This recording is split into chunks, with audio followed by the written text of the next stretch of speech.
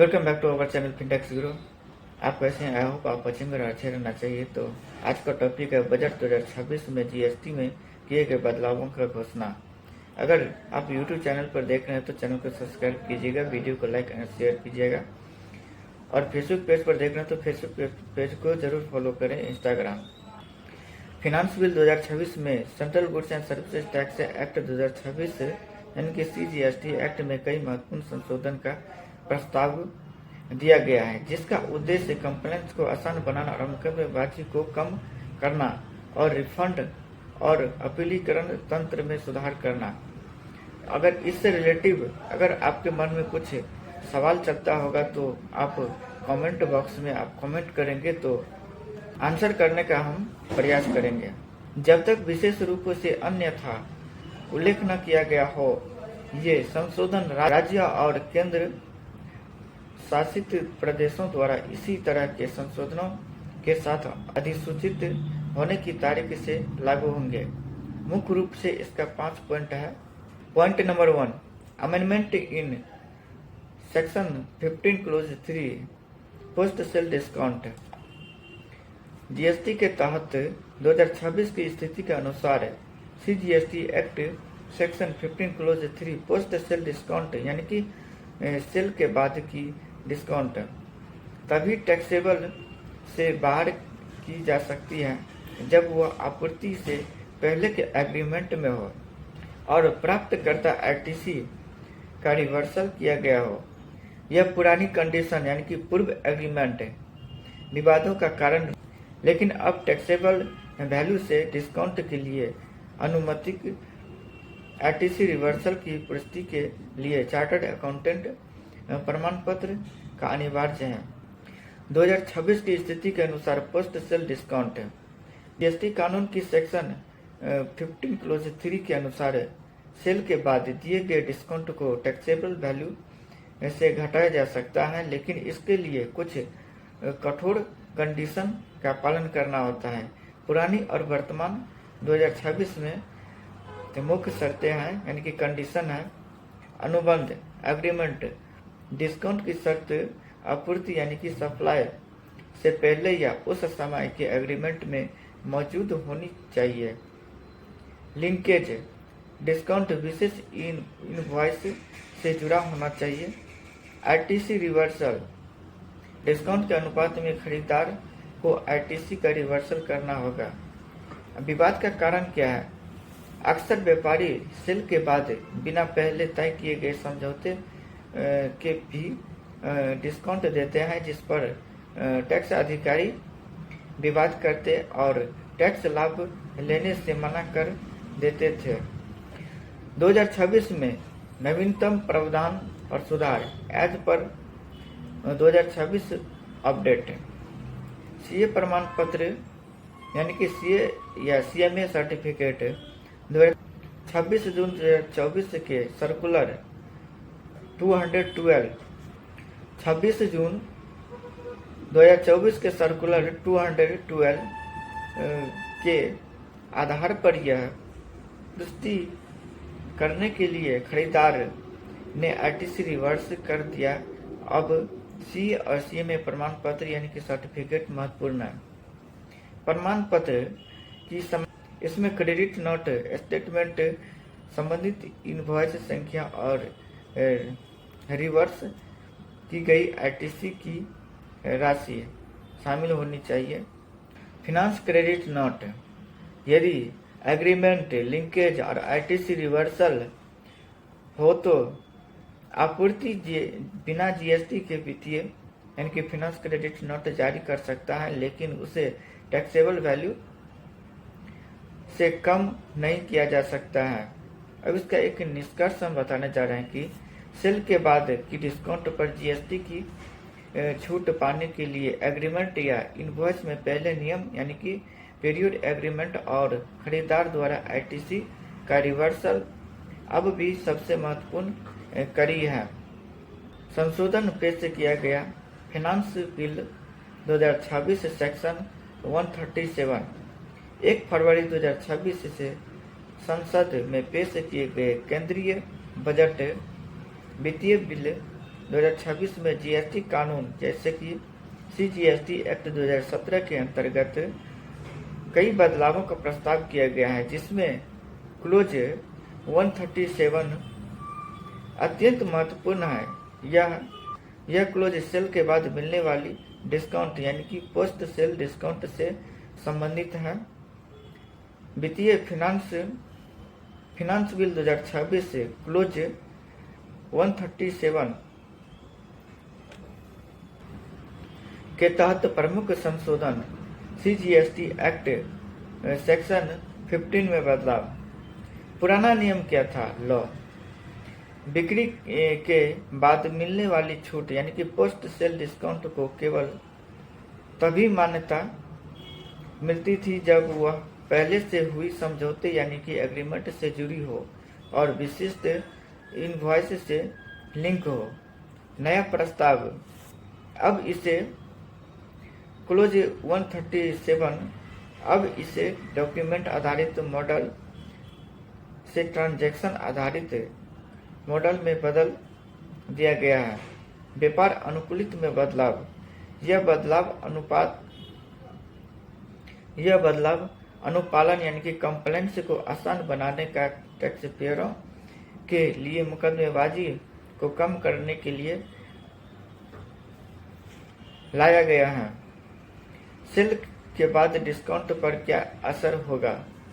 अब आपको सेल के बाद दी गई डिस्काउंट के लिए हर बार इनवॉइस से लिंक करने की सख्त शर्त राहत मिल सकती है। यह संशोधन सुनिश्चित करता है कि यदि व्यवसाय समझ के आधार पर छूट की गई हो तो उस पर जीएसटी का बोझ कम हो सके। अन्य महत्वपूर्ण जीएसटी बदलाव। क्लोज 137 में 137 से 141 के अंतर्गत जो 1 अप्रैल 2026 से इफेक्टिव होने वाले हैं, जब तक कि अलग से अधिसूचित न किया जाए। सीजीएसटी और आईजीएसटी संशोधन जीएसटी नियमों को सरल बनाने के लिए सेक्शन 15 पोस्ट सेल डिस्काउंट यानी कि सेक्शन 34 और सेक्शन 54 में संशोधन किया गया है। कंप्लेंट्स को आसान बनाने के लिए इन बदलावों से कंपनियों के लिए पोस्ट सेल डिस्काउंट के दौरान मिलने वाले क्रेडिट नोट को संभालना आसान हो जाएगा। अब ये कब से लागू होगा? फिनांस बिल 2026 के अनुसार क्लोज 137 सेक्शन 15 में संशोधन सहित 137 से 139 तक क्लोज उस तारीख से लागू होंगे जो केंद्र सरकार राज्य पत्र अधिक सूचना द्वारा घोषित करेगी। अब एक वीडियो में बताने जा रहे हैं कि क्लोज 137 का उद्देश्य व्यवसायियों के लिए जीएसटी अनुपालन को आसान बनाना है और पोस्ट सेल डिस्काउंट के दावे से जुड़े कानून विवादों को कम करना है, जो कि 1 अप्रैल 2026 के बाद टैक्स वर्ष के लिए फायदेमंद है।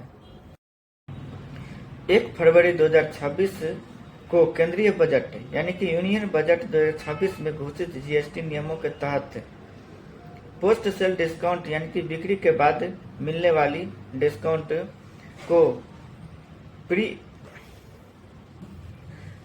एडजस्टिंग एग्रीमेंट यानी कि पूर्व लिखित समझौते से जोड़ने की अनिवार्यता को खत्म कर दिया गया है। यह सुधार पर कंप्लेंट्स को आसान बनाने और विवादों को कम करने के लिए किया गया है। अब समझौते की जरूरी नहीं। अब पोस्ट सेल डिस्काउंट के लिए बिक्री से पहले लिखित समझौते यानी कि एग्रीमेंट की शर्त हटा दी गई है और चालान से लिंकिंग खत्म। अब इस डिस्काउंट को विशिष्ट चालान के साथ जोड़ने की आवश्यकता नहीं है। क्रेडिट नोट अनिवार्य।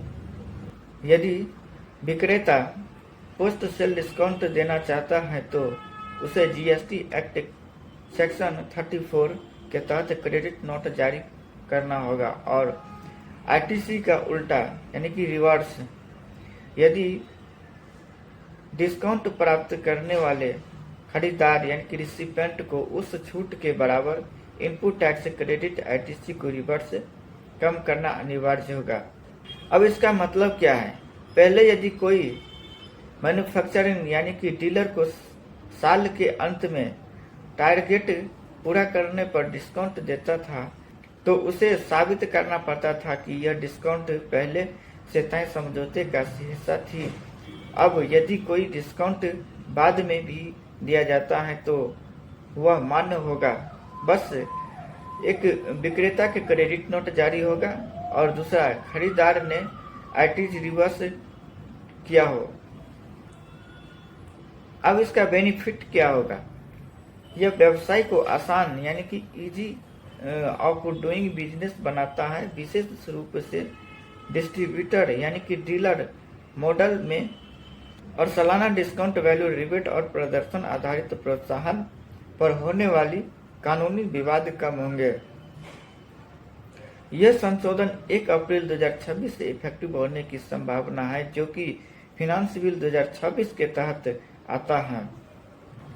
फाइनेंस बिल 2026 के तहत जीएसटी अधिनियम की धारा 15 क्लोज 3B में संशोधन करके आपूर्ति के बाद की डिस्काउंट यानी कि पोस्ट सेल डिस्काउंट को सरल बनाया गया है।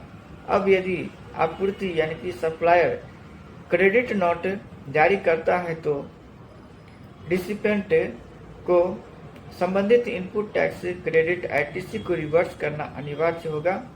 इसके बिना आपूर्तिकर्ता अपनी टैक्स यानी कि आउटपुट टैक्स लायबिलिटी को कम नहीं कर पाएगा। यह 2026 से इफेक्टिव होगा। संशोधन का उद्देश्य पहले की तरह छूट यानी कि पहले की तरह डिस्काउंट के लिए पहले से समझौता होना अब अनिवार्य नहीं है, लेकिन आईटीसी का रिवर्स अनिवार्य है। प्रक्रिया मैकेनिज्म आपूर्तिकर्ता को सेक्शन 34 के तहत डिस्काउंट नोट जारी करना यानी कि क्रेडिट नोट जारी करना होगा। आईटीसी रिवर्स प्राप्तकर्ता रिसिपेंट को उस क्रेडिट नोट को बदले जो जीएसटी टैक्स यानी कि जीएसटी टैक्स बनता है, उसे अपनी आईटीसी को हटाना यानी कि रिवर्स होगा। अब सबूत के तौर पर यदि क्रेडिट नोट का जीएसटी अमाउंट 5 लाख से कम है तो प्राप्तकर्ता से स्वघोषणा यानी कि सेल्फ डिक्लेरेशन पर्याप्त है। यदि क्रेडिट नोट का जीएसटी अमाउंट 5 लाख से अधिक है तो चार्टर्ड अकाउंटेंट यानी कि सीए या कॉस्ट अकाउंटेंट सीएमए का प्रमाण पत्र घोषित किया जाना चाहिए। इसका फायदा क्या है? यह संशोधन व्यापार यानी कि ट्रेड को आसान बनाने और अनुपालन यानी कि कंप्लायंस को सुधार लाने के लिए किया गया है, जिससे आपूर्तिकर्ता पर अतिरिक्त प्रशासनिक बोझ की चिंता के सरकारी राजस्व की हानि को रोका जा सके। 2026 से इफेक्टिव होने वाले संभावित जीएसटी बदलाव में पोस्ट सप्लाई आपूर्ति के बाद डिस्काउंट पर बड़ी राहत मिलने की उम्मीद, जिससे बिना पहले से हुए समझौते के भी छूट पर जीएसटी लाभ मिल सकेगा। यह व्यवसाय व्यवहारों के अनुरूप है। मूल्यांकन संबंधित मुकदमों को कम करेगा और व्यवसायिक छूट देने में अधिक लचीलापन प्रदान करेगा। अब पोस्ट सप्लाई डिस्काउंट पर राहत। अब तक income tax GST act section 15 close 3B के तहत यदि कुछ पूर्व सहमति न हो तो उसे टैक्स योग यानी कि टैक्सेबल वैल्यू से नहीं घटाया जा सकता है। टैक्सेबल वैल्यू से नहीं घटाया जा सकता था। नए बदलाव से यह नियम लचीला हो सकता है कि आपूर्ति बाद भी दी गई छूटों पर जीएसटी क्रेडिट या कटौती मिल सकेगा। दस्तावेज पहले के समझौते की अनिवार्यता हटाने से बाद में दी गई वित्तीय यानी कि फाइनेंस छूटों के लिए भी क्रेडिट नोट जारी करना आसान हो जाएगा। व्यावसायिक लाभ: यह कदम व्यावसायिक प्रथाओं जैसे कि मात्र प्रदर्शन पर आधारित छूटों के मान्यता देता है जो अक्सर पूर्ति के बाद तय होती हैं। अब यह टैक्स पेयर के लिए कंप्लायंस को सरल बनाता है। मुकदमेबाजी में कमी: क्योंकि वास्तव में व्यापारिक प्रथाओं के अनुरूप छूट को मान्यता मिल रही है, इससे टैक्स विभाग साथ मूल्यांकन संबंधित विवादों यह 2025-26 की जीएसटी सुधार रिपोर्ट और प्रस्तावित बदलावों पर आधारित है, जिसका उद्देश्य ईजी ऑफ डूइंग बिजनेस यानी कि को बढ़ावा देना है। पॉइंट नंबर 2, सेक्शन 34 में संशोधन क्रेडिट नोट। 1 फरवरी 2026 को पेश किए गए यूनियन बजट 2026-27 फाइनेंस बिल 2026 में जीएसटी के अंतर्गत सेक्शन 34 क्रेडिट नोट में महत्वपूर्ण संशोधन प्रस्तावित किए गए हैं। ये संशोधन मुख्य रूप से 56 जीएसटी काउंसिल की सिफारिशों पर आधारित है। 1 अप्रैल 2026 नोटिफिकेशन के अधीन से इफेक्टिव होने की संभावना है। संशोधन का मुख्य उद्देश्य क्या है? अब तक सेल के बाद दी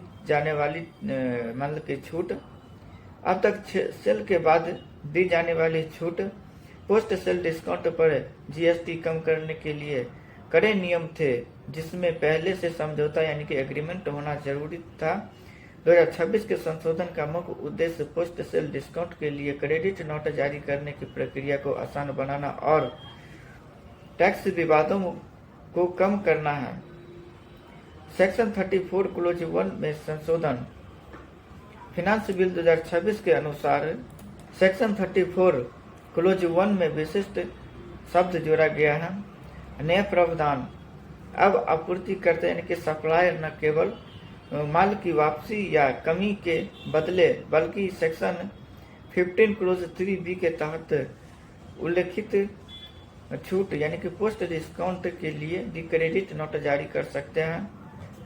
इसका मतलब है कि क्रेडिट नोट अब बिक्री के बाद मिलने वाली डिस्काउंट को मान्यता देने के लिए वैध दस्तावेज बन गया है, बशर्ते इसके साथ सेक्शन 15 क्लोज 3B के अनुपालन किया जाएगा।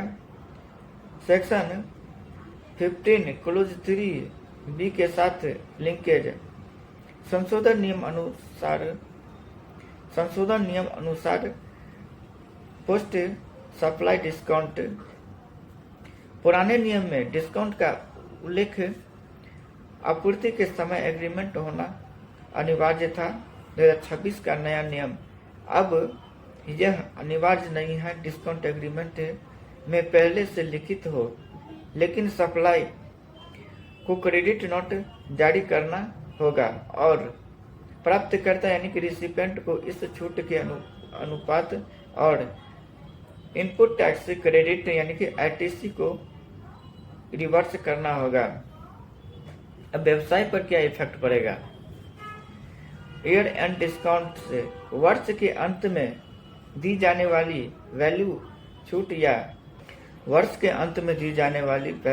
या परफॉर्मेंस इंसेंटिव के लिए क्रेडिट नोट जारी करना अब आसान होगा। इनवॉइस मैपिंग: अब इनवॉइस मैपिंग की आवश्यकता में राहत मिल सकती है जब तक कि क्रेडिट नोट सेक्शन 34 के अनुसार विधिवत जारी किया गया हो और आईटीसी वापस की गई हो। विवाद में कमी: पुराने समझौते के बिना दी गई छूटों पर जो विवाद होते थे वे कम होंगे। अब एक विशेषता बताने जा रहे हैं और 2026 में संशोधित या प्रस्तावित पोस्ट सेल डिस्काउंट मान्य अगर क्रेडिट नोट जारी किया गया हो। एग्रीमेंट की आवश्यकता हटा दी गई है, प्री एग्जिस्टिंग एग्रीमेंट अनिवार्य नहीं।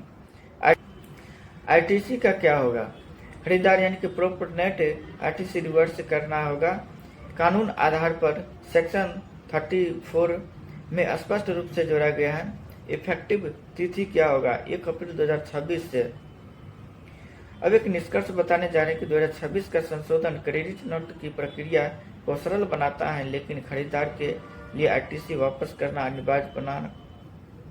अनिवार्य बनाकर टैक्स न्यूट्रलिटी सुनिश्चित करता है। यह जानकारी 1 फरवरी 2026 को प्रस्तुत फाइनेंस बिल पर आधारित है और अधिसूचित होने पर ही लागू होगी। 2026 के फाइनेंस बिल के अनुसार जीएसटी अधिनियम की सेक्शन 34 में संशोधन टैक्स से सेक्शन 15 क्लोज 3B वैल्यूएशन प्रावधान से स्पष्ट रूप से जोड़ा जा रहा है। यह सुधार क्रेडिट नोट के माध्यम से बेचे जाने वाले सामान पर डिस्काउंट यानी कि पोस्ट सेल डिस्काउंट को लेकर के वैचारिक अस्पष्टता को खत्म करेगा और क्रेडिट नोट को सीधे तौर पर वैल्यूएशन नियमों के अनुरूप बना देगा, जिससे विवाद कम होंगे। 2026 के अनुसार क्रेडिट नोट सेक्शन 34 और सेक्शन 2026 के क्रेडिट नोट सेक्शन 34 और सेक्शन 15 के मुख्य बदलाव। सेक्शन 34 में अब यह स्पष्ट हो गया है कि डिस्काउंट से संबंधित क्रेडिट नोट जारी करते हैं। डिस्काउंट से संबंधित क्रेडिट नोट जारी करते समय उस सेक्शन 15 क्लोज 3B के प्रावधानों के साथ संरेखित किया जाना चाहिए। Post sale discount. अब डिस्काउंट को पहले मौजूदा समझौते से जोड़ने की अनिवार्यता को कम किया जा रहा है। इससे ईयर एंड डिस्काउंट या परफॉर्मेंस पर आधारित प्रोत्साहन में आसानी होंगे।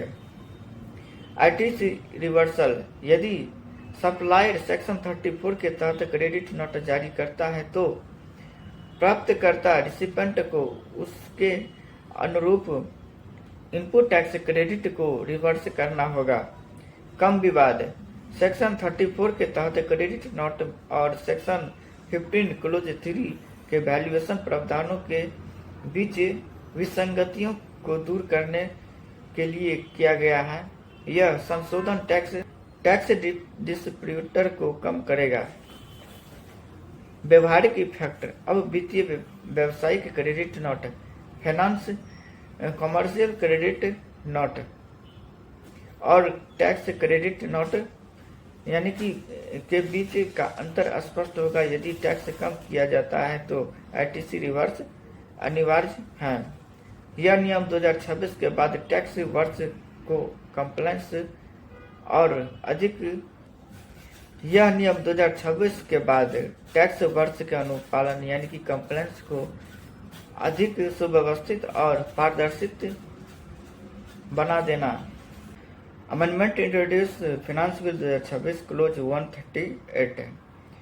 फाइनेंस बिल 2026 की सेक्शन 138 क्लोज 138 में प्रस्तावित संशोधन मुख्य रूप से central goods and service tax 2027 से संबंधित है। यह संशोधन 1 अप्रैल 2026 से इफेक्टिव होने वाले टैक्स नियम यानी कि फाइनेंस एक्ट 2026 का हिस्सा है। यह वित्तीय बिल 2026 के क्लोज 138 जीएसटी संशोधन और संशोधन का विषय। यह संशोधन जीएसटी यानी कि सीजीएसटी एक्ट की सेक्शन 34 सब सेक्शन 1 से संबंधित है। अब इसमें क्या बदलाव है? मौजूदा प्रावधानों में क्रेडिट नोट जारी करने के लिए सेक्शन 34 के तहत समय सीमा का उल्लेख है। संशोधन के बाद इसमें यह स्पष्ट रूप से जोड़ा जा रहा है कि यदि सेक्शन 15 क्लोज 3B के तहत डिस्काउंट दी जाती है तो उसे क्रेडिट नोट में शामिल किया जा सकता है। एक आसान भाषा में बोलूँ तो सेक्शन 15 क्लोज 3B के तहत जारी क्रेडिट नोट पर भी अब सही समय सीमा लागू होगी जो 34 के तहत क्रेडिट नोट पर होती है। इफेक्टिव यानी कि इससे क्या इफेक्ट होगा, यह संशोधन क्रेडिट नोट के संबंध में भ्रम को दूर करता है और सेक्शन 15 क्लोज 3B के अंतर्गत दिए गए डिस्काउंट के लिए जारी किए गए क्रेडिट नोट को अब सेक्शन 34 के अंतर्गत कानून को तौर पर मान्यता मिली गई। संशोधन के मुख्य बिंदु 1 अप्रैल 2026 से इफेक्ट होगा। क्रेडिट नोट और डिस्काउंट। अब क्रेडिट नोट आपूर्ति में कमी के अलावा सेक्शन 15 क्लोज 3B के तहत डिस्काउंट में सेक्शन 15 क्लोज B के तहत डिस्काउंट का विवरण भी शामिल किया जा सकता है। समय टाइम लिमिट क्या है? अब ऐसे सभी क्रेडिट नोट के लिए सेक्शन 34 में समय सीमा का सख्ती से पालन करना होगा। कानून का स्पष्टता है क्या? यह उन विवादों को समाप्त करता है जहां यह स्पष्ट नहीं था कि डिस्काउंट आधारित क्रेडिट नोट पर कब तक की सीमा लागू होगा। अब एक नोट बताने जा रहे हैं कि यह जानकारी 1 फरवरी 2026 के पेश किए गए केंद्रीय बजट 2026-27 के वित्तीय फिनांस बिल 2026 में प्रस्तावित प्रस्तावों को आधारित है। Section 34 is amended to explicitly include अब CGST एक्ट की सेक्शन 15 के संदर्भ को स्पष्ट रूप से शामिल करने के लिए सेक्शन 34 में संशोधन। CGST अधिनियम की सेक्शन 15 के संदर्भ को स्पष्ट रूप से शामिल करने के लिए सेक्शन 34 में संशोधित किया गया है। फाइनेंस बिल 2026 के CGST एक्ट की सेक्शन 34 क्रेडिट नोट में संशोधन किया गया है, जो अब स्पष्ट रूप से सेक्शन 15 मूल्यांकन के तहत बिक्री के बाद की छूट यानी कि पोस्ट सेल डिस्काउंट को मान्यता देता है। इस बदलाव से यह अनिवार्य हो गया है कि यदि आपूर्ति यानी कि सप्लायर छूट के लिए क्रेडिट नोट जारी करता है तो खरीदार को अनुपातिक RTC रिवर्स करनी होगी, जिससे विवाद कम होगा।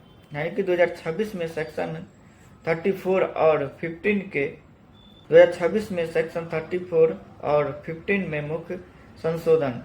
अब इसमें एक है मूल्यांकन में स्पष्टता। सेक्शन 15 क्लोज 3B को सुव्यवस्थित रूप किया गया है ताकि सेल के बाद छूट को पूर्व मौजूदा समझौता यदि विशिष्ट चालान से जोड़ने की कड़ी शर्त को हटाया जा सके। क्रेडिट नोट के साथ संबंध यानी कि सेक्शन 34 क्लोज 1 में अब स्पष्ट रूप से शामिल किया गया है कि सेक्शन 15(3) क्लोज B के अंतर्गत दी गई डिस्काउंट के लिए क्रेडिट नोट जारी किया जा सकता है। RTC की आवश्यक RTC रिवर्सल। यदि आपूर्तिकर्ता सेल के बाद डिस्काउंट के लिए क्रेडिट नोट जारी करता है तो यह आवश्यक है कि रिसिपेंट उस डिस्काउंट के बराबर और इनपुट टैक्स क्रेडिट यानी कि RTC रिवर्स करें। इसके बिना क्रेडिट नोट के आधार पर टैक्स करता यानी कि टैक्स लायबिलिटी कम नहीं किया जा सकती है। अब मुख्य लाभ इसमें क्या होगा? इससे साल के अंत में दी जाने वाली डिस्काउंट यानी कि वैल्यू को प्रदर्शन आधारित प्रोत्साहन पर होने वाले विवादों समाप्त होगा। इफेक्टिव।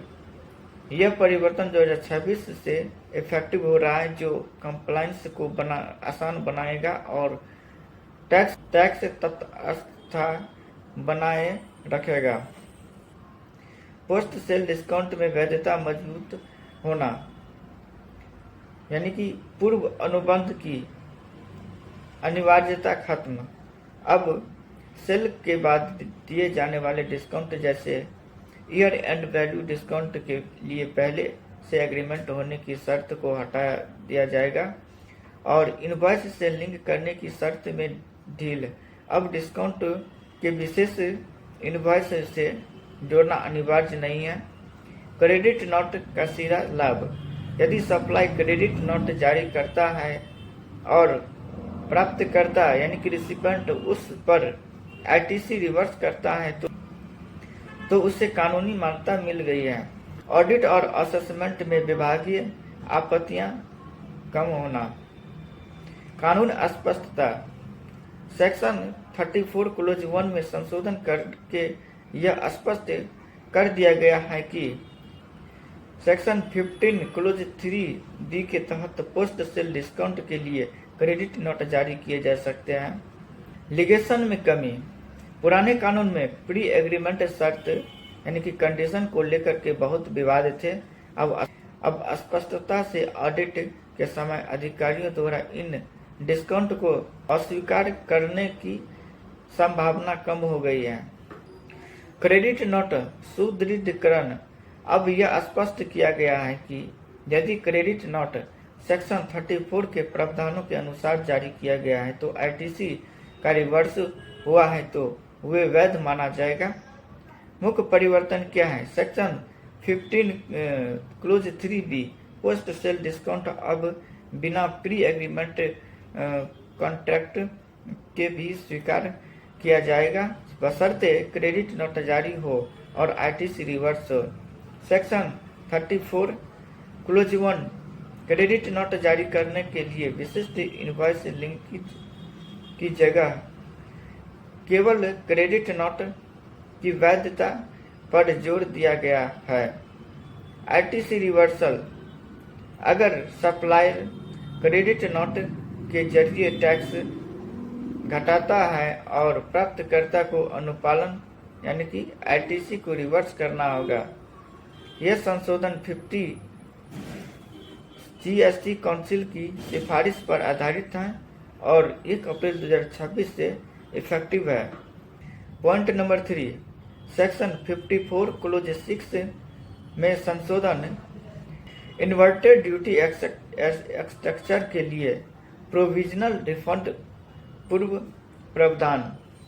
56 जीएसटी काउंसिल की सिफारिशों के बाद 1 अक्टूबर 2025 से सीबीआईसी की नोटिफिकेशन के तहत इन्वर्टेड ड्यूटी स्ट्रक्चर यानी कि आईडीएस के कारण रिफंड के लिए 90% आमंत्रित प्रोविजनल रिफंड की सुविधा दी गई है। अब जीरो रेटेड सप्लाई के साथ साथ आईडीएस के तहत भी रिफंड 90% 7 दिन के भीतर ऑनलाइन सिस्टम आधारित रिस्क वैल्यूएशन के आधार पर जल्दी मिल सकेगा, जिससे व्यवसायियों को कैश फ्लो में मदद मिलेगी। 2026 तक इन्वर्टेड ड्यूटी स्ट्रक्चर यानी कि आईडीएस में बदलाव। पुराना नियम क्या था? सेक्शन 54 क्लोज 6 के तहत 90% प्रोविजनल रिफंड सिर्फ जीरो रेटेड सप्लाई, एक्सपोर्ट या एसईजेड के लिए मिलता था। आईएसडी के रिफंड मैनुअल और लंबे समय लेने वाले थे। नया संशोधन अक्टूबर 2025 से काउंसिल फॉर लीदर एक्सपोर्ट और टैक्स टीएमआई के अनुसार अब आईडीएस जहां इनपुट टैक्स क्रेडिट यानी कि input tax rate output tax rate से ज़्यादा है होने वाले आईटीसी यानी कि आईटीसी संचय के लिए भी 90% तक आंतरिक रिफंड यानी कि प्रोविजनल रिफंड मान्य है। प्रक्रिया और समय, यह रिफंड पूरी तरह से स्वचालित यानी कि ऑटोमेटेड होगा, जो रिस्क या वैल्यूएशन के आधार पर 7 दिन के भीतर मिल सकता है। अब कंडीशन क्या है? 90% प्रोविजन रिफंड पाने के लिए आधार प्रमाणीकरण यानी कि आधार ऑथेंटिकेशन अनिवार्य है। यह लाभ उन लोगों के लिए उपलब्ध नहीं है टैक्स चोरी के कारण प्रोसिक्यूट किया गया है। अंतिम रिफंड बाकी 10% रिफंड के जांच और पूर्ति अंतिम आदेश यानी कि फाइनल ऑर्डर के बाद मिलेगा।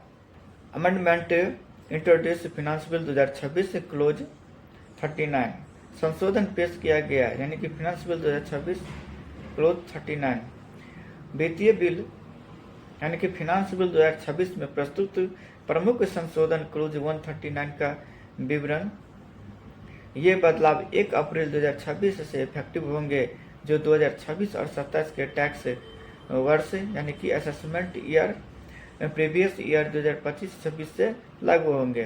फाइनेंस बिल 2026 ITR फाइलिंग में प्रमुख बदलाव हैं यानी कि फाइनेंस बिल 2026 में इनकम टैक्स एक्ट 1961 की सेक्शन 139 क्लोज 1 और 139 क्लोज 5 में महत्वपूर्ण संशोधन किए हैं जिसका उद्देश्य टैक्स पेयरों के अनुपालन यानी कि कंप्लायंस को आसान बनाना है।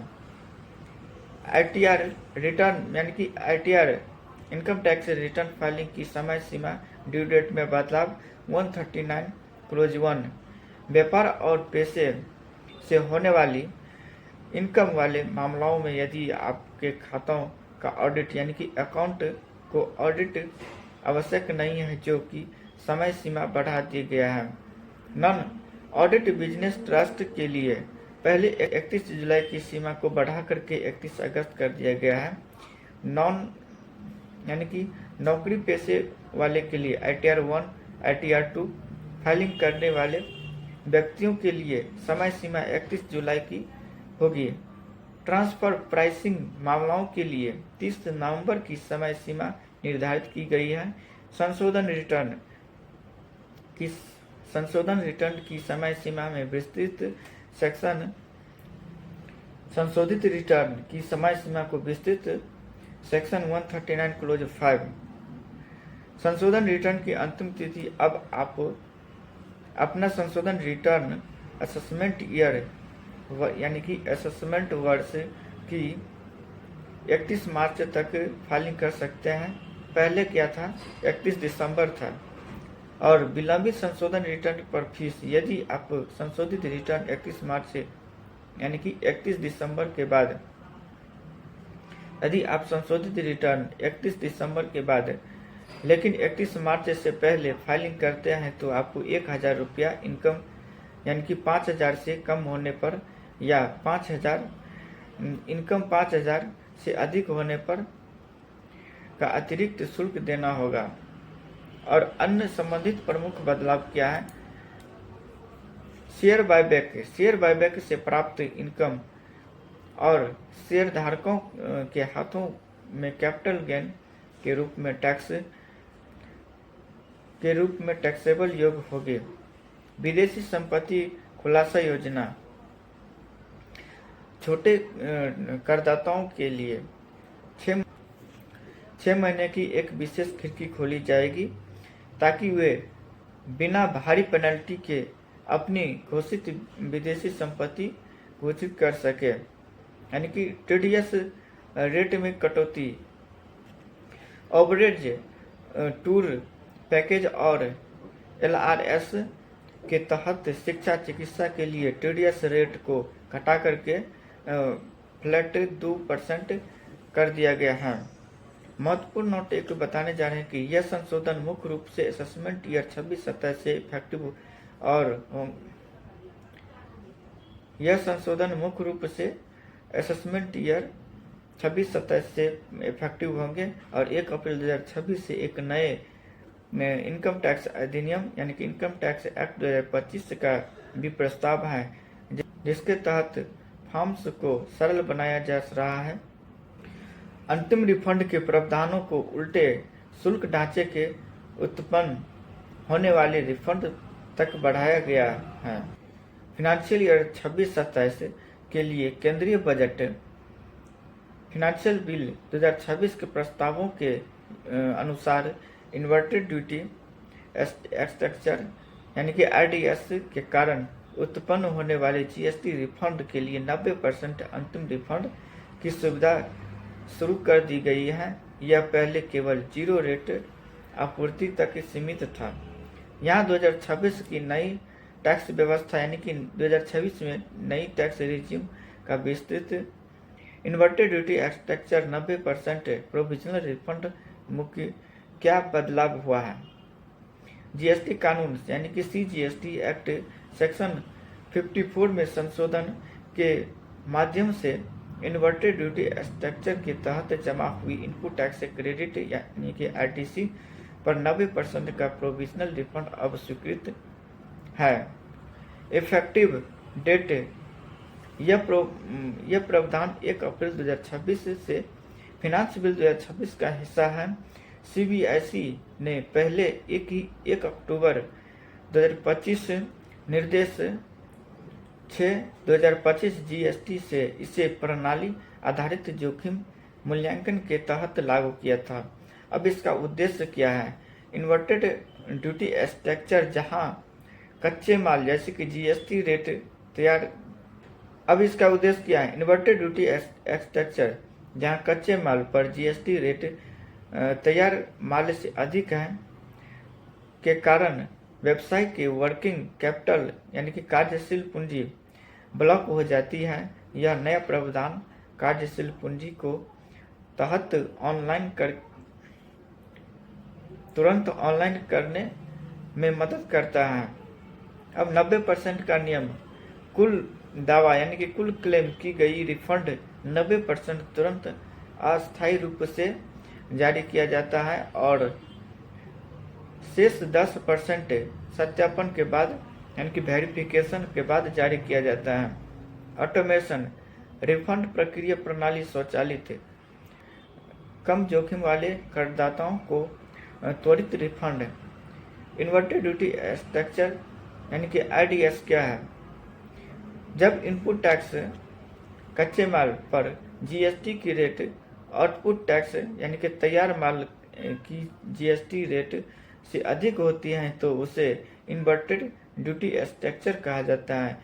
इसके कारण इनपुट टैक्स क्रेडिट यानी कि आईटीसी जमा होती रहती है। रिफंड के लिए आधार प्रमाणीकरण प्रोविजनल रिफंड पाने के लिए आधार प्रमाणीकरण अनिवार्य है।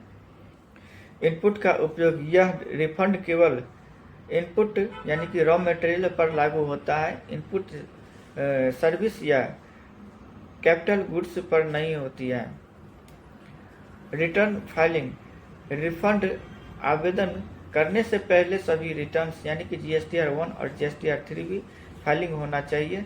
न्यूनतम सीमा की समाप्ति टैक्स के भुगतान के साथ अंतिम रिफंड के प्रावधानों को उल्टे शुल्क ढांचे से उत्पन्न होने वाले रिफंड तक बढ़ाया गया है।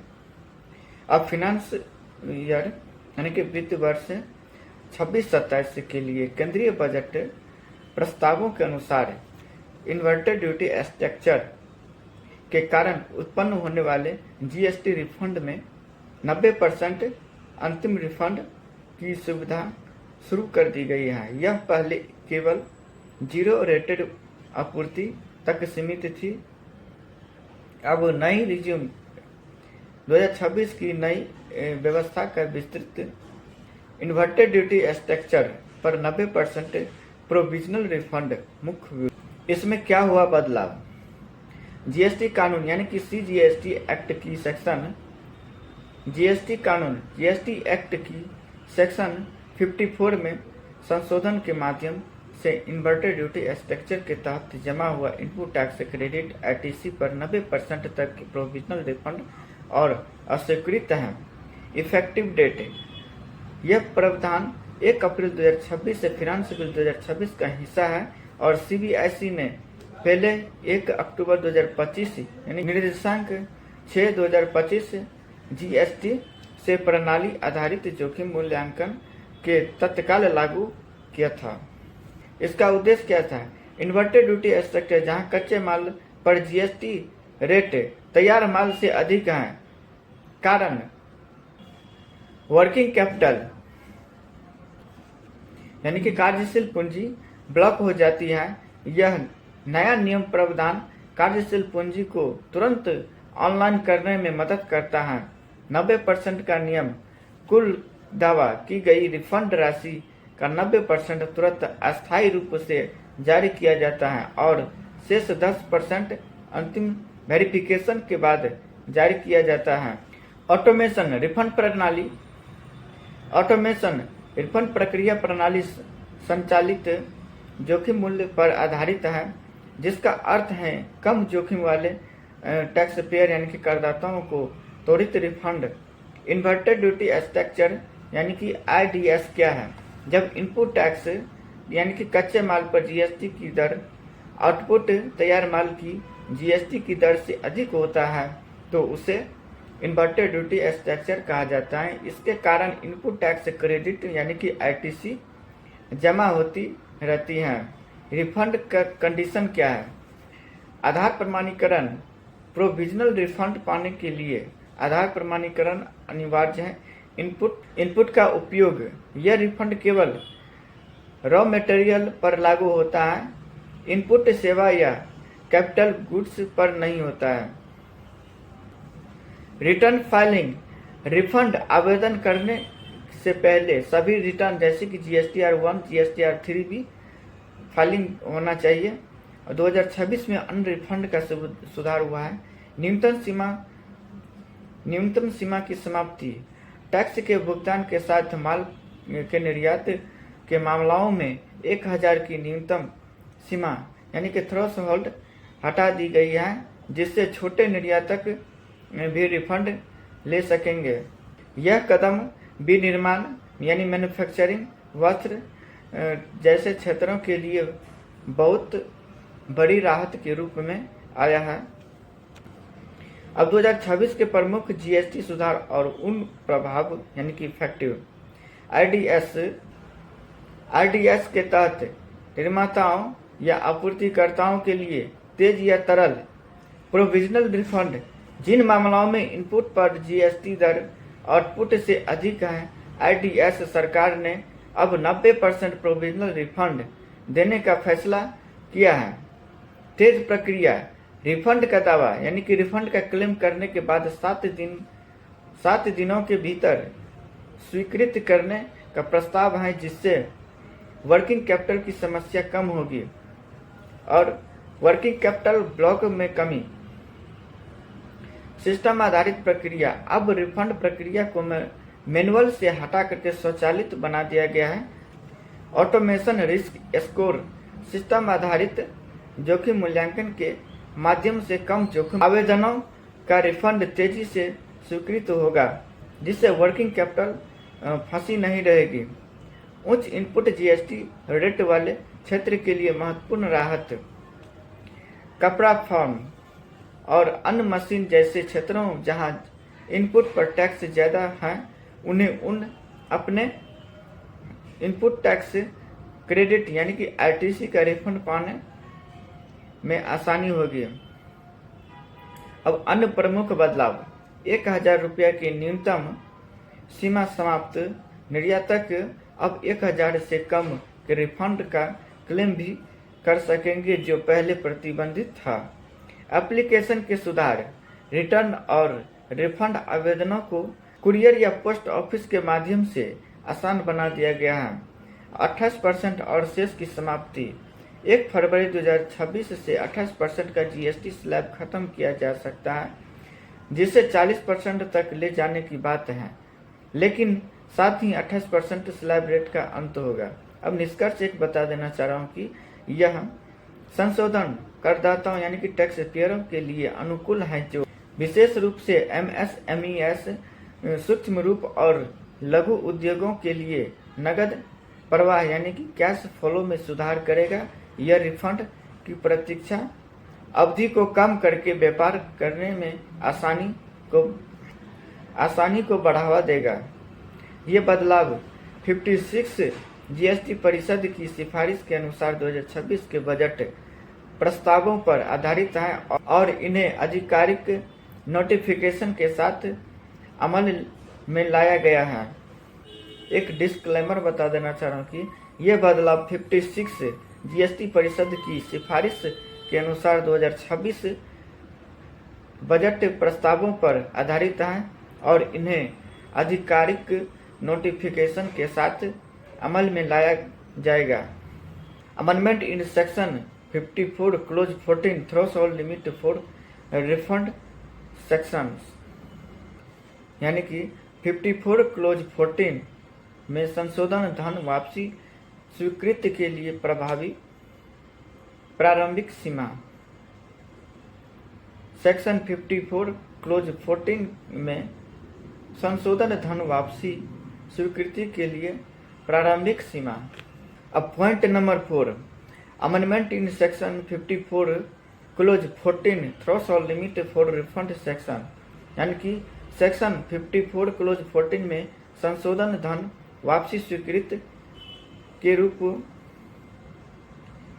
फिनांस बिल 2026 में जीएसटी अधिनियम की सेक्शन 54 क्लोज 14 में एक महत्वपूर्ण संशोधन प्रस्तावित किया गया है, जिसका मुख्य उद्देश्य छोटे निर्यातकों यानी कि स्मॉल एक्सपोर्टर्स के लिए रिफंड प्रक्रिया को सरल बनाना है। यह संशोधन मुख्य रूप से कुरियर या डाक के माध्यम से माल निर्यात करने वाले करदाताओं के लिए फायदेमंद है।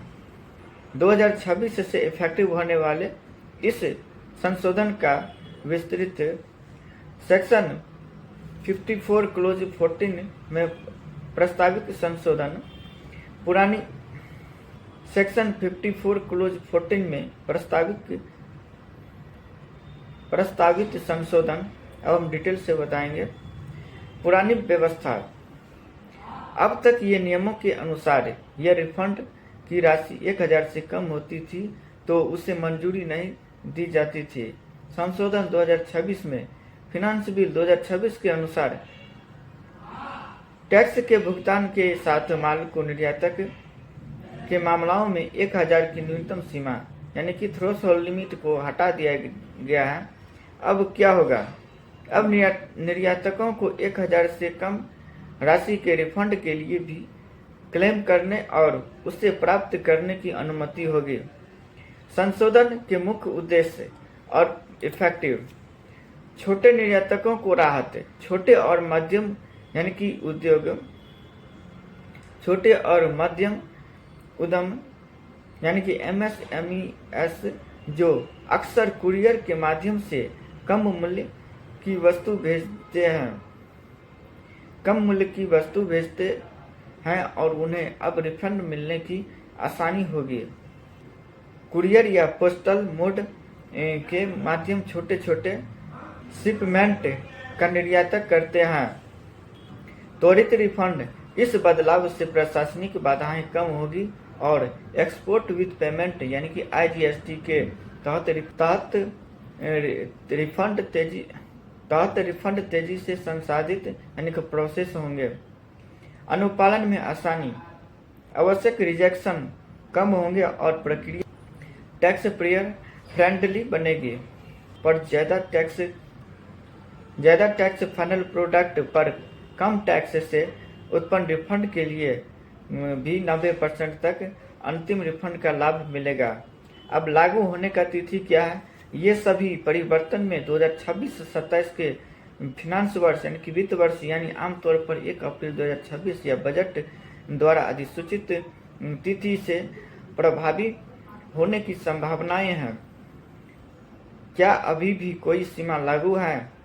अब ध्यान देने का बात यह है कि यह छूट केवल टैक्स के भुगतान के साथ माल के निर्यातक पर लागू होता है। अन्य रिफंड मामलों में यहाँ लागू हो न्यूनतम सीमा के नियम बने रह सकते हैं, लेकिन निर्यातकों के लिए 1000 का बैरियर अब नहीं रहेगा। अर्लियर प्रोविजन पहले क्या था?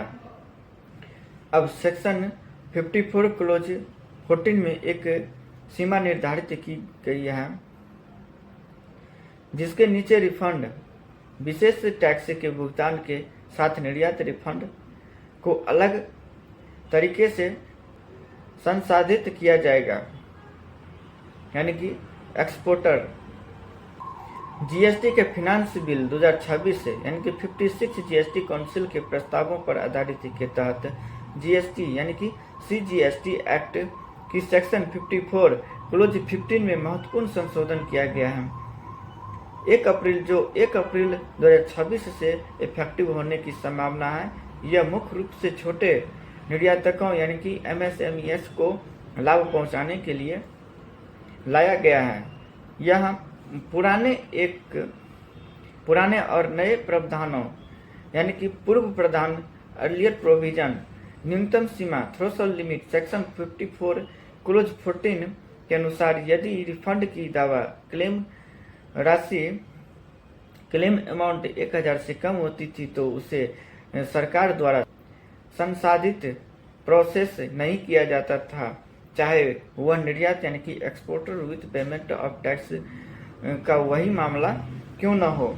प्रक्रिया 1000 रुपया से कम के रिफंड मामलों में भले ही टैक्स जमा किया गया हो, उसे रिजेक्ट या रोके जाने का प्रावधान था। समय सीमा 2 साल के भीतर ही करना अनिवार्य था और सेक्शन 54 क्लोज 1 बजट 2026 के बाद संशोधन यानी कि processed changes effective 2026 56 GST council की सिफारिश के अनुसार सरकार ने निर्यातकों के लिए अनुपालन आसान बनाने के लिए सेक्शन 54 क्लोज 15 में संशोधन किया गया है।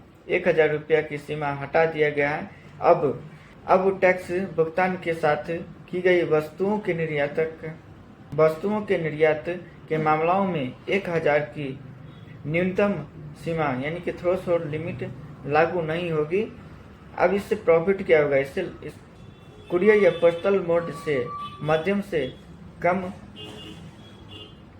मूल्य के सामान का निर्यात करते हैं, वो बिना किसी रिफंड राशि की सीमा यानी कि लिमिट रुपये की कमी के कारण की चिंता किए अपना रिफंड क्लेम कर सकेंगे। संशोधित सेक्शन 54 क्लोज 14 1000 रुपया से कम का रिफंड नहीं दिया जाएगा, सिवाय उन मामलों में जहां टैक्स के साथ वस्तुओं का निर्यात किया गया है। अन्य संबंधित प्रमुख बदलाव इन्वर्टेड ड्यूटी स्ट्रक्चर मामलों में आईडीएस मामलों में 90% अंतिम रिफंड की सुविधा दी गई है।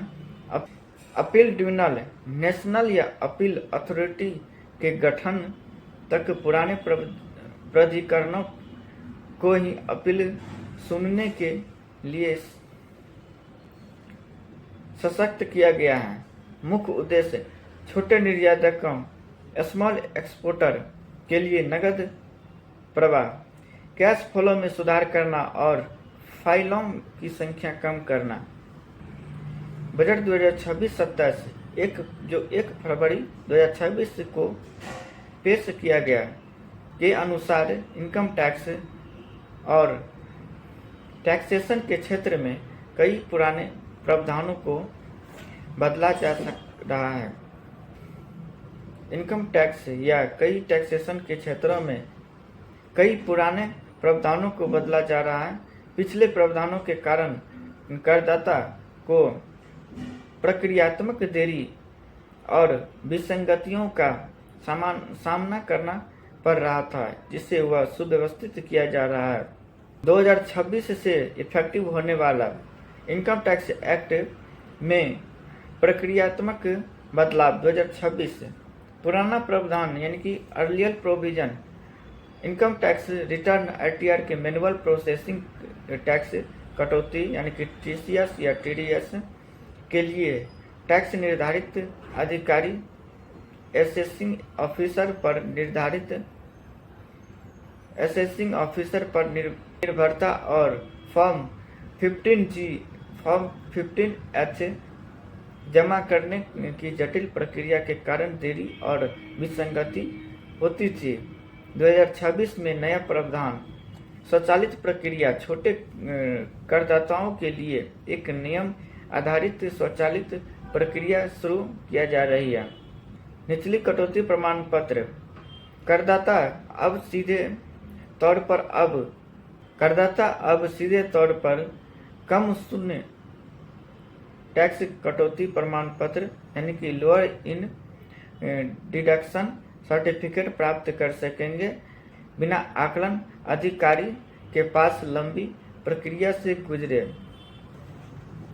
फॉर्म 15 और 15H अब निवेशक अपने फॉर्म 15 और 15H सीधे डिपॉजिटरी में जमा कर सकते हैं, जो उन्हें विभिन्न कंपनियों में सीधे भेजेंगे। परिणाम क्या होगा? यह करदाताओं के अनुपालन बोझ यानी कि कंप्लायंस बर्डन को कम करेगा और मैनुअल हस्तक्षेप को हटाकर देरी को समाप्त करेगा।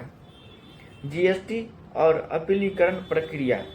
पुराने प्रावधान में जीएसटी यानी कि जीएसटी अपीलेट ट्रिब्यूनल पोर्टल पर अपीलों के दौरान मामूली प्रक्रियात्मक मुद्दे के कारण अपीलों में देरी होती थी। अब तकनीकी विसंगतियां आती थी। 2026 से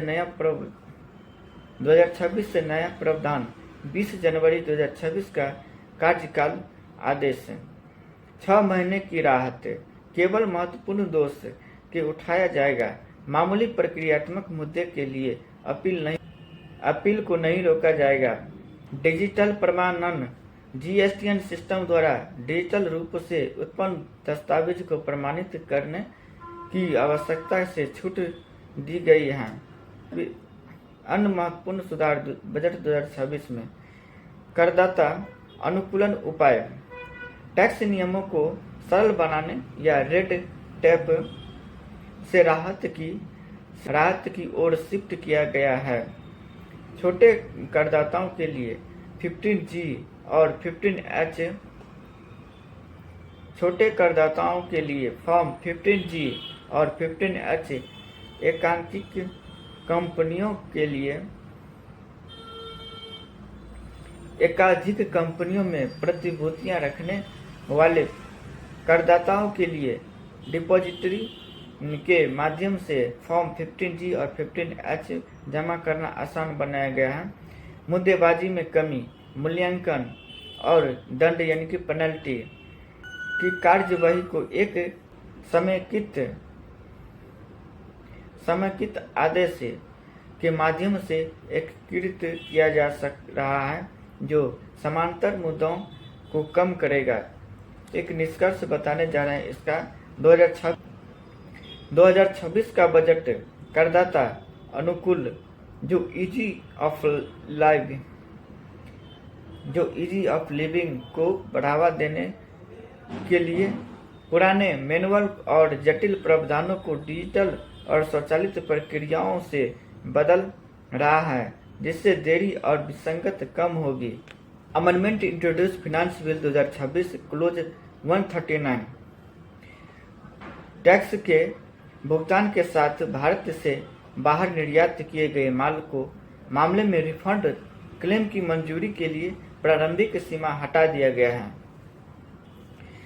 फाइनेंस बिल 2026 के सेक्शन 139 के तहत अब टैक्स के साथ मामला निर्यात यानी कि export of goods with payment of tax करने पर रिफंड यानी कि क्लेम के लिए कोई भी न्यूनतम सीमा यानी कि मिनिमम थ्रेशोल्ड लिमिट नहीं होगी। यह संशोधन 1 अप्रैल 2026 से इफेक्टिव होने की संभावना है। क्या है बदलाव? पहले 1000 रुपये से कम के रिफंड दावे स्वीकार नहीं किए जाते थे, लेकिन अब यह सीमा समाप्त कर दिया गया है। अब छोटे छोटे सभी निर्यातक बिना किसी सीमा के रिफंड यानी कि बिना किसी लिमिट के रिफंड का क्लेम कर सकते हैं। अब इसका लागू स्थिति क्या है? यह नियम मुख्य रूप से उस स्थिति के लिए जहां पर IGST का भुगतान करके माल निर्यात किया गया है। उद्देश्य इसका क्या है? इस फैसले का मुख्य उद्देश्य छोटे निर्यातकों की सुविधा बढ़ाना और नकद प्रवाह लिक्विडिटी में सुधार करना और आइसगेट पोर्टल ICEGATE पोर्टल पर तत्कालीन दिक्कतों के कारण होने वाली देरी को दूर करना है। अन्य रिफंड, यह संशोधन विशेष रूप से निर्यातक पर रिफंड को सरल बनाने के लिए लाया गया है ताकि छोटे निर्यातकों 1,000 रुपये से कम के रिफंड का क्लेम भी आसानी से कर सकेगा। मुख्य बिंदु 56 GST परिषद की सिफारिश के अनुसार है। छोटे मूल्य के निर्यातक लो वैल्यू एक्सपोर्ट पर रिफंड में आ रही बाधाएं दूर होगी। यहाँ प्रावधान 1 मई 2026 से पहले की अवधि के लिए प्रासंगिक हो सकता है, जैसे कि आधिकारिक राजपत्र में अधिसूचित किया जाएगा। यह बदलाव 2026 के बजट में घोषित अन्य प्रमुख GST संशोधन का हिस्सा है। अब इसका इफेक्ट क्या पड़ेगा? रिफंड की रकम परवाह किए बिना एक जैसी रिफंड प्रोसेसिंग छोटे एक्सपोर्टर्स के लिए तेजी से मंजूरी, प्रशासनिक विवेकाधिकार में कमी। केंद्रीय बजट 2026 में GST यानी कि CGST एक्ट 2017 के तहत एक महत्वपूर्ण बदलाव करते हुए section 101 capital A, section 101 capital A, sub section 1 capital A में जोड़ा गया है। इसका उद्देश्य नेशनल अपीलीय अथॉरिटी NAA के गठन होने तक एडवांस रूलिंग से संबंधित विवादों के समाधान के लिए एक अंतरिम व्यवस्था करना है। यह संशोधन 1 अप्रैल 2026 से इफेक्टिव होगा। अब point number 5, section 101 capital A, sub section 1 capital A अंतरिम national appeal authority why it was need, यानी कि इसकी जरूरत क्यों पड़ी। GST कानून के तहत अलग अलग राज्य से परस्पर विरोधी एडवांस रूलिंग आने पर अपील करने के लिए राष्ट्रीय अपील प्राधिकरण का प्रावधान था, लेकिन इसका गठन नहीं हुआ था। इससे करदाताओं को परेशानी हो रही थी, यानी कि इससे टैक्स पेयरों को बहुत परेशानी हो रही थी। नया प्रावधान सब सेक्शन 1 कैपिटल A, अब जब तक राष्ट्रीय अपील प्राधिकरण यानी कि NAA पूरी तरह से गठित नहीं हो जाता, केंद्र सरकार किसी मौजूदा प्राधिकरण या ट्रिब्यूनल को सेक्शन 101 कैपिटल B के तहत अपील सुनने के लिए अधिकृत कर सकती है। अब इसका व्याख्या एक्सप्लेनेशन क्या है?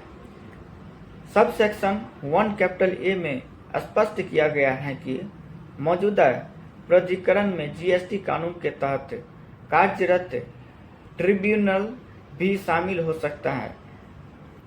अब प्रक्रियात्मक बदलाव, सब सेक्शन 1 कैपिटल A के तहत किसी ट्रिब्यूनल को नियुक्त किया जाता है जो सेक्शन 101 कैपिटल A की सब सेक्शन 2 से प्रक्रियात्मक बदलाव, यदि सब सेक्शन 1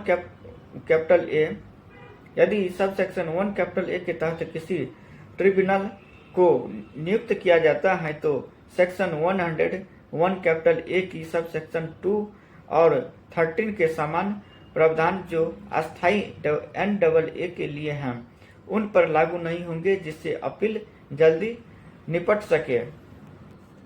अब इसका इफेक्टिव डेट क्या है? 1 अप्रैल 2026। विवादों का निपटारा, एडवांस रूलिंग में फंसे पुराने और नए मामलों का तेजी से निपटारा होगा। राहत, टैक्स पेयर को अब उच्च न्यायालय यानी कि हाई कोर्ट जाने के बजाय एक अंतरिम अपीली मंच मिल जाएगा। सक्षमता, यह बदलाव ईज ऑफ डूइंग यानी कि बिजनेस को बढ़ावा देगा और मुकदमेबाजी कम करेगा। यह संशोधन सरकार द्वारा 56 जीएसटी काउंसिल की सिफारिश के अनुसार लाया गया है। अर्लियर प्रोविजनल, पहले पिछले प्रावधान क्या था, अलग अलग राज्यों के विरोधाभासी एडवांस रूलिंग फैसलों के खिलाफ अपील की सुनवाई सेक्शन 101 कैपिटल बी के तहत नेशनल अपीलेट अथॉरिटी यानी कि NAA द्वारा की जानी थी। हालांकि NAA का गठन नहीं किया गया था, जिससे टैक्स पेयर्स के लिए पिछला प्रावधान अलग अलग राज्यों में विरोधाभासी एडवांस रूलिंग फैसलों के खिलाफ अपील की सुनवाई सेक्शन 101 कैपिटल बी के तहत नेशनल अपील अथॉरिटी यानी कि NAA द्वारा की जानी थी। हालांकि NAA का गठन नहीं किया गया था, जिससे टैक्स पेयर्स के पास अपील का कोई उपाय नहीं बचा था। Amendment introduce finance bill 2026 close 140 IGST act में संशोधन, इंटरमीडिएरी सर्विस के लिए सप्लाई स्थान। फिनांस बिल 2026 के अंतर्गत 1 फरवरी 2026 को प्रस्तुत प्रस्तावों में क्लोज 140 को प्रत्यक्ष कर यानी कि डायरेक्ट टैक्स से संबंधित संशोधनों के रूप में पेश किया गया है, जो 1 अप्रैल 2026 को इफेक्टिव होंगे। यह संशोधन मुख्य रूप से जीएसटी व्यवस्था को और अधिक सरल बनाना और व्यवसाय को तरलता बढ़ाने के उद्देश्य से किया गया है। वित्तीय बिल यानी कि फिनांस बिल 2026 क्लोज 140 के मुख्य फिनांस बिल 2026 क्लोज 140 संशोधन का क्षेत्र, यह central goods and service tax यानी कि CGST एक्ट के सेक्शन 101 कैपिटल 1 में संशोधन का प्रस्ताव करता है। उद्देश्य, इस संशोधन का मुख्य उद्देश्य बिक्री के बाद छूट यानी कि पोस्ट सेल डिस्काउंट से संबंधित का विवाद को कम करना और अनुपालन यानी कि कंप्लायंस को आसान बनाना है। पोस्ट सेल डिस्काउंट, यह संशोधन बिक्री के यानी कि सेल के बाद मिलने वाली डिस्काउंट को क्रेडिट नोट को माध्यम से टैक्स कुशल बनाने पर जोर देता है। इनपुट टैक्स क्रेडिट यानी कि ITC में बदलाव, प्रस्तावित संशोधन के तहत डिस्काउंट प्राप्त करने पर प्राप्तकर्ता को उस छूट यानी कि उस डिस्काउंट को संबंधित इनपुट टैक्स क्रेडिट को रिवर्स करना होगा। क्रियान्वयन, यह बदलाव 1 अप्रैल 2026 से इफेक्टिव हो रहे हैं, जो व्यवसायियों को अधिक तरलता प्रदान करने में मदद करेंगे।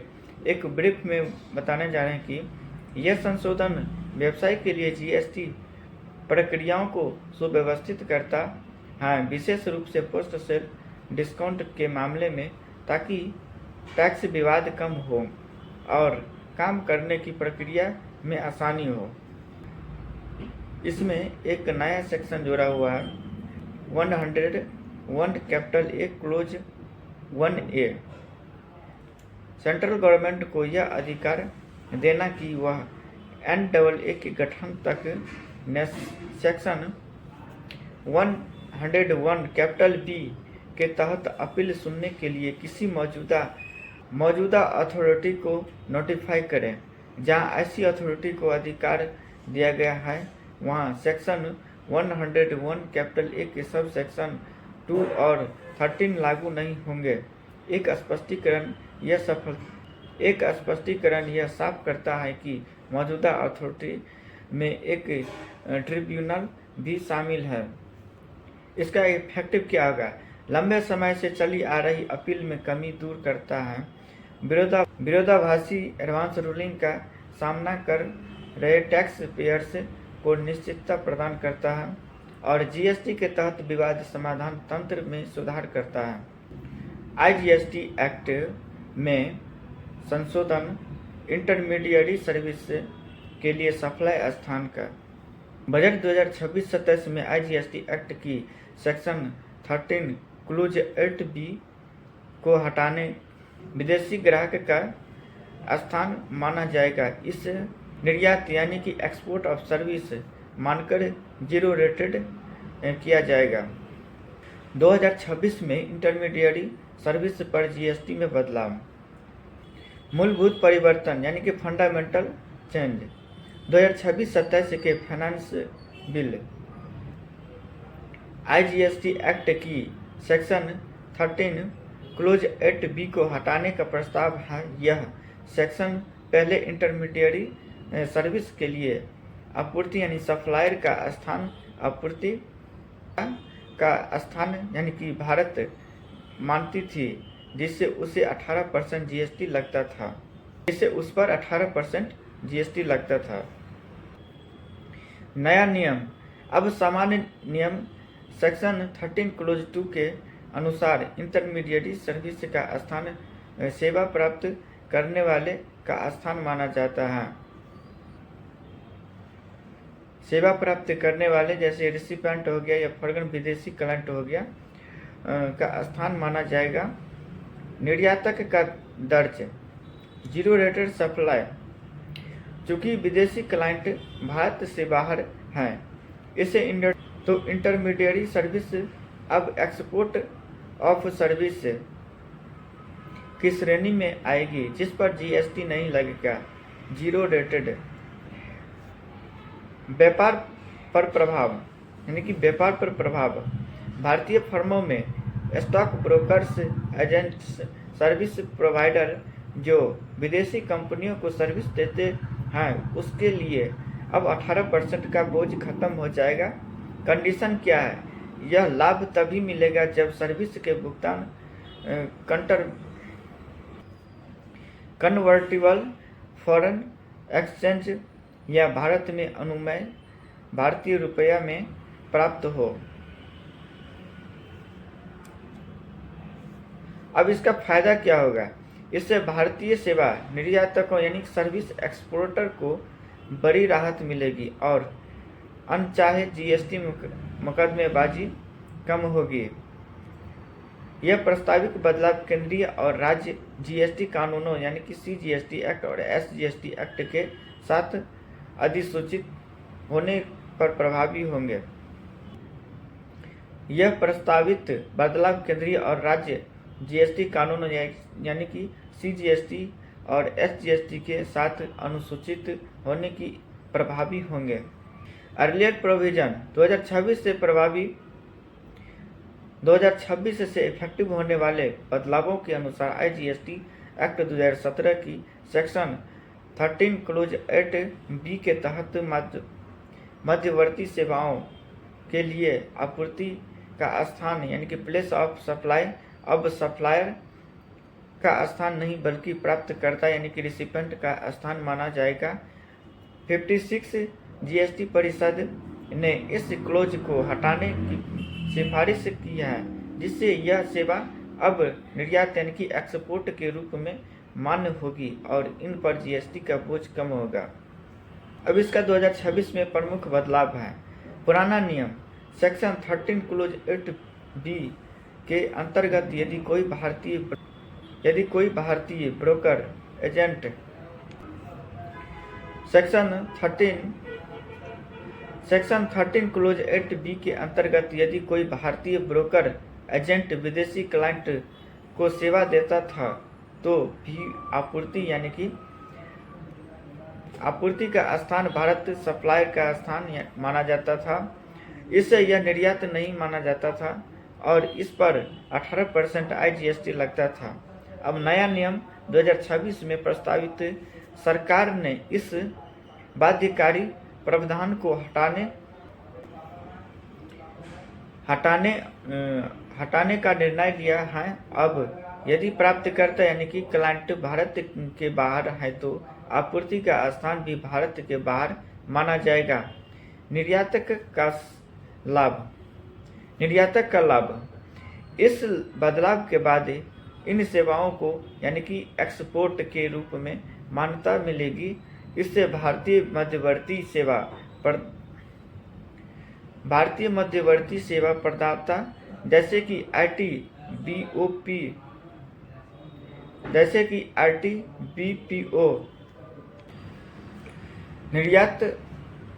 निर्यात का लाभ, एक्सपोर्ट का लाभ। इस बदलाव के बाद इन सेवाओं को निर्यात यानी कि एक्सपोर्ट के रूप में मान्यता मिलेगी। इससे भारतीय मध्यवर्ती सेवा प्राप्तकर्ता जैसे कि ITBPO सलाहकार शून्य रेटेड यानी कि जीरो रेटेड आपूर्ति का लाभ उठा सकेंगे, अर्थात वे बिना GST का भुगतान किए सेवा दे सकते हैं या टैक्स रिफंड ले सकते हैं। इसका उद्देश्य क्या है? इस संशोधन का उद्देश्य भारतीय कंपनियों को अनुसूचित टैक्स बोझ से बचाना, विवादों को कम करना और अंतर्राष्ट्रीय व्यापार को बढ़ावा देना है। एक बात ब्रीफ में बता देना चाह रहा हूँ कि अब मध्यवर्ती सेवाओं को स्थान आधारित के बजट प्राप्तकर्ता आधारित माना जाएगा, जिससे यह एक सच्चाई निर्यात सेवा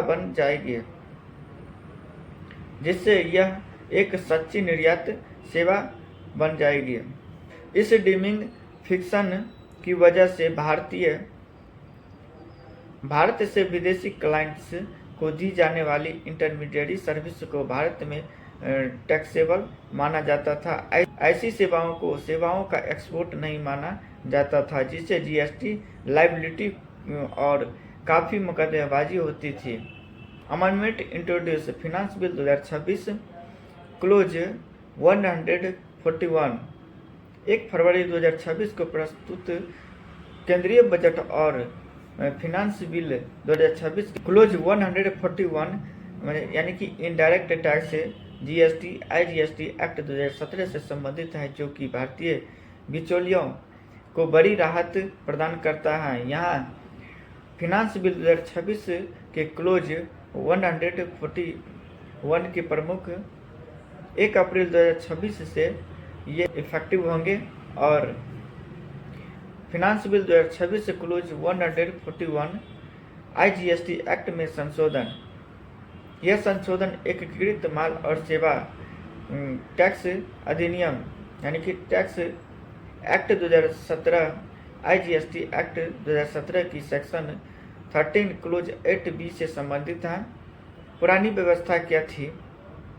अब तक यदि कोई भारतीय बिचौलिया किसी विदेशी ग्राहक को अपनी सेवा जैसे कि मार्केटिंग कमीशन, एजेंट एक्सेट्रा देता था, तो उसे आपूर्ति का स्थान यानी कि प्लेस ऑफ सप्लाई भारत में ही माना जाता था। इसके कारण इसे सर्विस का निर्यात यानी एक्सपोर्ट ऑफ सर्विस नहीं माना जाता था और उस पर 18% GST लगता था। अब नई रिजिम क्या हुआ? क्लोज 141 संशोधन के बाद अब बिचौलियों द्वारा दी जाने वाली सर्विस आपूर्ति का स्थान प्लेस ऑफ सप्लाई सर्विस प्राप्त करते यानी कि विदेशी ग्राहक का स्थान होगा। क्लोज 141 के मुख्य इफेक्टिव बताने जा रहे हैं। निर्यातक करता दर्ज, चूँकि आपूर्ति का स्थान अब विदेशी ग्राहक का स्थान माना जाएगा, इसलिए यह सर्विस के एक्सपोर्ट ऑफ सर्विस की श्रेणी में आएगी। GST का राहत जीरो रेटेड सप्लाई निर्यात के रूप में वर्गीकृत होने के कारण ये सेवा जीरो रेटेड होंगे। इसका मतलब है कि विदेशी ग्राहक को दी जाने वाली सर्विस पर GST नहीं लगेगा। व्यापारी में आसान, इजी ऑफ डूइंग बिजनेस। इससे भारतीय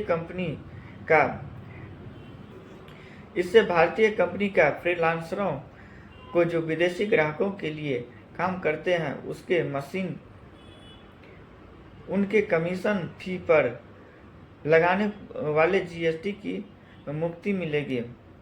मुद्रा में प्रवाह। इस संशोधन से विदेशी मुद्रा में आने वाली इनकम पर टैक्स का बोझ कम होगा, जिससे ये अंतर्राष्ट्रीय बजट में अधिकृत प्रतिस्पर्धी बनेगा। अब लागू होने का तिथि क्या है, डेट क्या है? फिनांस बिल 2026 के अनुसार क्लोज 137 से 139 तक और 140 और 41 के विशिष्ट संशोधन जैसे जीएसटी से संबंधित केंद्रीय सरकार द्वारा राज्यपत्र में अधिसूचना द्वारा नियुक्ति तिथि से इफेक्टिव होंगे। यह आमतौर पर 1 अप्रैल 2026 से या तदन अनुसार राज्य सरकारों द्वारा जीएसटी नियमों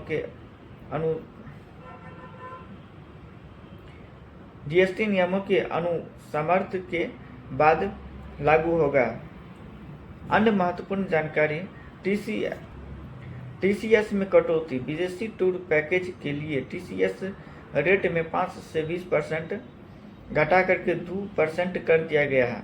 1 अप्रैल 2026 से MAT यानी कि मिनिमम अल्टरनेट टैक्स को 15% से घटा करके 14% प्रस्ताव में है। यह विशेष 1 फरवरी 2026 को प्रस्तुत बजट दस्तावेजों पर यानी कि डॉक्यूमेंट पर आधारित है। अंतिम कानून बनाने पर इसमें थोड़ा बदलाव हो सकता है। 2026 से IGST एक्ट की सेक्शन 13 क्लोज बी 2026 से IGST act section 13 close 8B को छोड़ दिया गया है, जिससे बिचौलिया सेवा यानी कि इंटरमीडियरी सर्विस के स्थान का निर्धारण अब सेक्शन 13 क्लोज बी के तहत होगा। यह बदलाव 1 फरवरी 2026 से इफेक्टिव हो गया है। अब आपूर्ति का स्थान सेवा प्राप्तकर्ता का स्थान माना जाएगा, जिससे भारतीय बिचौलिया को निर्यात लाभ और टैक्स रेट यानी कि 0 रेटेड मिलने की राहत आसान हो गई है। अब पुराना नियम क्या था? 31 जनवरी 2026 तक सेक्शन 13 क्लोज 8B के अनुसार इंटरमीडियरी सर्विस का स्थान आपूर्तिकर्ता का यानी कि लोकेशन ऑफ सप्लाई माना जाता था। इससे विदेश से मिलने वाली इनकम पर भी भारत में टैक्स लगता था। अब नया नियम 1 अप्रैल 2026 से सेक्शन 13 क्लोज 8B हटा दिया गया है। अब सेक्शन 13 क्लोज 2 का डिफ़ॉल्ट नियम लागू होगा, जिसके तहत आपूर्ति स्थान यानी कि प्लेस ऑफ सप्लाई सर्विस लेने वाले यानी कि प्राप्तकर्ता का स्थान लोकेशन ऑफ रिसिपेंट होगा। इससे फायदा क्या होगा? क्योंकि विदेशी ग्राहक भारत से बाहर हैं, इसलिए अब यह सेवा निर्यात यानी कि एक्सपोर्ट ऑफ सर्विस माना जाएगी। जीएसटी रेट अब इन सेवाओं पर जीएसटी रेट 0 रेटेड होगा, जिससे विदेशी ग्राहकों को दी जाने वाली सेवा पर टैक्स नहीं लगेगा। लाभ भारतीय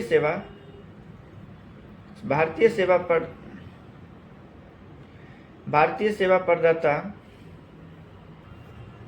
जैसे कि consultant, broker, agent, BOP, BPO, KPO। भारतीय सेवा प्रदाता जैसे कि consultant, broker, agent, BPO, KPO और अब लेटर ऑफ अंडरटेकिंग यानी कि LUT के तहत बिना टैक्स चुकाए सर्विस दे सकते हैं या ITC का रिफंड मांग सकते हैं। यह बदलाव 56 GST काउंसिल की सिफारिश के बाद आया है, जिसका उद्देश्य